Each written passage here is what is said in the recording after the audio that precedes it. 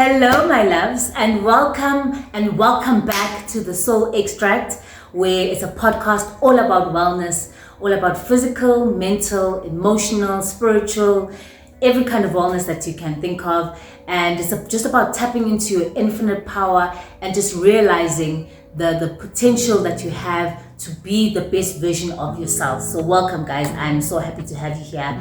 And today we are going to be talking about tap in to tune in, or tune in to tap in. I mean, again, it works either way. Actually, it works either way. So tune in to tap in, where we are talking about listening to the inner voice, developing our intuition. So it's all about intuition. So I've got two parts. So I'll talk this week about learning to develop your intuition, and then part two will be about understanding the gifts that your intuition has for you. So I'll go into the different clairs. So that's for next week. But this week is just about developing your intuition and all of that.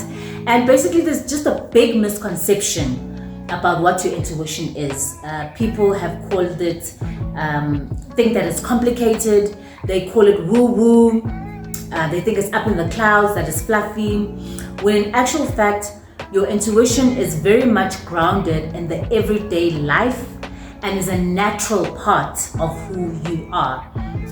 In actual fact, there's so much information happening around us and in us that when we truly and really tap into this intuition or into the source, we will realize how much clearer our lives are and actually what our service or what we've been called to do here on earth. And there's a few reasons why people don't actually trust their intuition. One, we fear it. We fear and we are afraid of what it brings up. So it shows us something and we stuff it down and we take it away. We're like, nope, I don't want to believe that, or I don't want to see that. And it sometimes comes up later in the future. We're like, oh my gosh, I should have trusted my intuition, or I should have trusted that gut feeling that I had about a certain situation. Number two is the fact that we doubt it. We don't believe that this is the power that God has actually given us. We doubt that this is the inherent gift that God has given to us to be able to relate to ourselves, to relate to Him and have a relationship with Him, and also to relate with everyone around us. Number three, we've also been conditioned or taught, whether it's implicitly or explicitly, to not trust ourselves, to trust others over our own inner guidance. So much so that we don't feel safe to actually express who we are. So I've actually been, I can relate to all three of these things in my life, where I trusted others more than I've trusted myself. And I just want to give you a background on how this actually started for me. So basically, I grew up in Umlazi, and we had the standard houses that were called Uforum. And Uforum consisted of a kitchen, a lounge, a bathroom, and 2 bedrooms. And we were in that 4-room, the 8 of us. So it was my parents, and there was 5 siblings, me included in that 5, with a helper. So there were 6 of us in that 1 bedroom. And the closest age, I do have a brother who is 6 years older than me. So that's the closest sibling to me, who's older than me. But he wasn't living with us at that time. But the closest age gap between me and my closest sibling was 12 years. So naturally, and everyone else was obviously older. So naturally, that house is busy. There's opinions flying everywhere. There's people's thoughts, feelings, beliefs, how they live their lives and all of that. So I felt comfortable in people making decisions for me. I got to a point where I got so comfortable that I always used to seek others' opinions or others' thoughts or others' opinions about certain situations or whatever, where I'd be like, friend, what do you think? Or whoever, what should I do in this situation? Because I had grown up in that kind of situation, even as I moved away and started my own life, I still relied heavily on other people to dictate my life. Even though some of those things maybe didn't resonate with me, I still tended to follow other people's opinions because of just me naturally wanting to get other people's opinions for things that are happening in my life. So these are the ways that for me that I've strengthened and I've developed my intuition. And for those of you as well that have trouble with tapping into your intuition, I hope these will help you. So the first one is about changing your mindset. Your perception is valid, whether others agree with it or not. It's high time for you to start embracing this inner GPS that you've been given. It is yours to own. Please own it. Live in the fullness of that GPS that you've been given. God has given that to you to be able to use and to expand on your life. You know you best. No one experiences life or situations but you as you. You know what is best for your life. So you need to rest in the fact that you know what is best for your life, and what you see and what you experience, no one can take away from you. So that's the first thing. You need to understand that this is what it is. You've been given this intuition. Own it, live with it, because it's your life and you know what's best for your life. The second is start paying attention to the things that are happening in your life. Start small. Pay attention to the everyday things that are happening in your life. Do you need to eat? Please, for God's sake, please go and eat. Do you need to drink some water? Please go drink some water. If you need to go pee, women do this all the time, where we wait until the very last minute before we can pee. When you need to pee, please go and pee. Your body is literally talking to you. If you feel overwhelmed by a certain situation, or you are tired, or something feels overwhelming, please rest. Take a break. Whatever you're doing is not running away. You'll still find it when you get back. Just rest. You matter. Your body matters to you the most in that very moment. Also, when you get a nudge to turn left instead of right, follow that nudge. And all these things are basically your way of starting to honor your body and honor the sensations or the things that are coming up in your body. And this is like everyday things that are happening, everyday simple things that are happening, where you can start to really tap into your body, where you can start to actually pay attention and start listening to what is happening in your body. And I know a majority of us, we live through our mind. And the problem with that, no shade, the mind is a beautiful tool. It's a beautiful tool to help us see the world, to help us decipher what is happening. But what is happening is that the mind only relies on 3D faculties. It only relies on what is physically present within us, whereas the body also incorporates what is unknown. It actually gives us a better connection to God, because our bodies are literally antennas that connect directly to God. So when we start to pay attention to our body and we actually marry the mind and the body, we actually tap into the 5D reality, where we get to connect more with the spirit, and we get to connect more with the things that are unseen and that are unknown.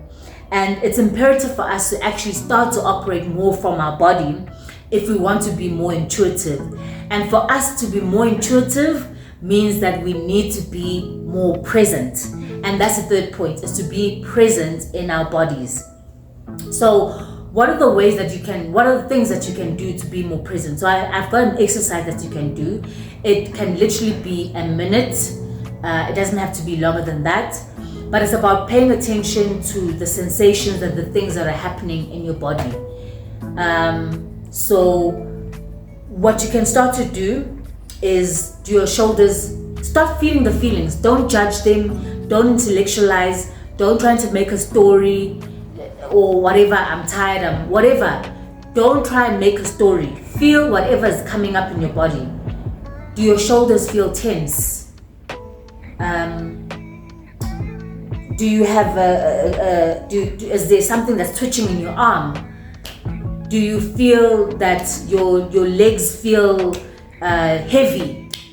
Can you feel the clothes on you? How do they feel? What's the sensation of the clothes on your body? Can you connect with how your feet feel on the ground? Can you connect with what your feet feel as you feel on the ground? Does it feel cold? Are you on a carpet? What does a carpet feel like? Are you on tiles? What do the tiles feel like? Are you wearing socks? What do the socks feel like? And I know some of these things might make you feel a little bit dumb. It might feel a bit silly. And also the fact that because you aren't connecting so much with your body, you might feel numb, or you might not feel anything in the beginning. Please be patient with yourself. Pace yourself. And the more you practice, the louder and stronger the sensations are going to feel in your body. And be more grounded. So being more grounded is actually start being physical with your body. Start including physical activity into your body. Whether that's lifting weights, whether that's walking, whether that's yoga, whether that's playing tennis, whatever it is, the more that you start to interact with your body is the more that your body will start to tap into this intuitive nature that it has, and the more that your body will start speaking to you, and the more that you will start to actually pay attention to your body and start recognizing the signals. So when something feels good, so I know for me, when something feels good, now this is also going to sound really silly, but when something feels really aligned with what is happening in my life, I will feel a twitch. It's almost like a twitch on my right calf. It's not a painful twitch. It will be like a spasm, and that spasm then will move into like a sensation that travels up my leg, up into my hip. I don't know, does your heart flutter? Do you feel a tingle down your spine? What are the things that you can start noticing? Things that feel good, situations or life circumstances that happen that feel good. What is happening in your body? Start noticing that. Then when something feels off, does your heart, does your chest tense up? Does your nose flare up?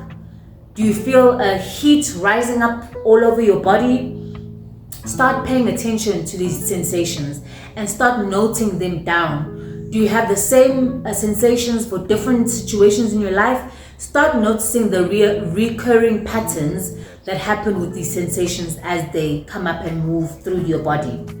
And the last well, not the last thing, but the second to last thing, one of the most important things is to trust. Please trust yourself. Trust the sensations that you're feeling in your body. As I said before, you are the only one that knows you. You are the only one that knows the real you and what is happening in your body.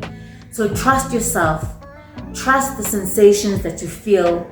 Trust the process of what is happening. And trust that you will always be a beginner. In whatever that you try for the first time, be okay with being a beginner. You're not going to be an expert every time you try something for the first time. Be okay that you are a beginner. And the more you practice, the more that you will trust your intuition, and the sharper your intuition is going to be. And the last thing is, please ask support from God. Ask Him to show you. Ask Him to start illuminating things from you, and also trust things that are happening around you. They might seem like, this is such a coincidence, and you might find that actually isn't a coincidence. So I'll talk about this more in my next episode coming up. But basically, maybe what you'll start noticing or what you start picking up is you start having a thought about something, maybe something about your future, or something about something that feels aligned to where you're going in your life, and then you'll hear song lyrics. You'll hear a song playing, and those lyrics are exactly timed in that time that you have that thought. Don't dismiss it. That is God talking to you. It could be you have another thought, or something happens and a bird starts chirping. I mean, the song and the bird chirping happens to me all the time. That's your intuition as well, because everything is connected. You are connected to God. You are connected to everything that is happening around you because we are literally all one. But yes, start asking God for signs that you're on track with your intuition. Start asking for support from God to show you the way. And yeah, that's it for today, guys. This is about just developing your intuition. It's about trusting, changing your mindset that it is yours to use and it's been given to you. It's your inherent power that God has given to you. It's about starting to pay attention to the things, the sensations that are happening in your body. And it's about doing exercises that will help you to ground yourself in your body, to connect to your body, to not feel numb in your body, and to not dissociate from yourself, to actually be present, be here in the now. And yeah, guys, let me know what you think. Let's have a conversation. And yeah, I love you guys so much. And I'll see you next week for part 2, where I go into the clairs and these different gifts that your intuition gives to you. And I love you guys so much. I'll see you next week. Mwah, mwah, mwah, mwah, mwah.